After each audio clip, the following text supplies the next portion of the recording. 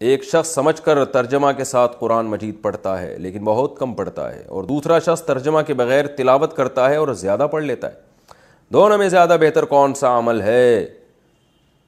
کون سا عمل زیادہ اختیار کرنا چاہیے؟ محمد احمد پنجاب سے۔ دیکھیں دونوں عمل کی اپنی اپنی فضیلت ہے، تو ہر چیز کا کوئی دوسرا آلٹرنیٹ نہیں ہوتا۔ عربی میں جو قرآن مجید کی ہم تلاوت کرتے ہیں اس پر جو ثواب ملتا ہے وہ ترجمے میں نہیں ملتا، اور ترجمہ پڑھنے کے جو فائدے ہیں وہ زبانی تلاوت کے نہیں ہیں، تو دونوں کام کرنے چاہیے۔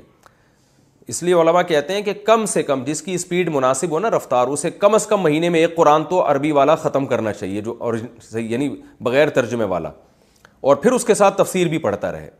اور جس کی رفتار بہت سلو ہے تو کم از کم آدھا قرآن ایک مہینے میں وہ پڑھے، 15 پارے پڑھے، اور نہیں ہو سکتا تو کم از کم 1 پاؤ پارے پڑھ لے، یعنی 1 پاؤ پارا جو ہے نا وہ 1 پاؤ قرآن جو ہے وہ لازمی 1 مہینے میں، یعنی 4 مہینے میں وہ قرآن ختم کرے۔ تو اتنی تلاوت اگر زبانی ہو رہی ہے تو پھر باقی تفسیر بھی پڑھنی چاہیے، اس کے اپنے فائدے ہیں۔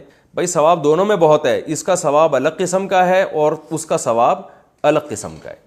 جیسے کوئی کہے میں روزہ رکھوں یا نماز پڑھوں، بھائی روزے کا الگ ٹائپ کا ثواب ہے، نماز کا الگ ٹائپ کا ثواب ہے۔ دونوں فضیلتیں جبھی حاصل ہوں گی جب دونوں عبادتیں کریں گے، ایک کو چھوڑ کر دوسری کریں گے تو وہ والی فضیلت نہیں حاصل ہوگی۔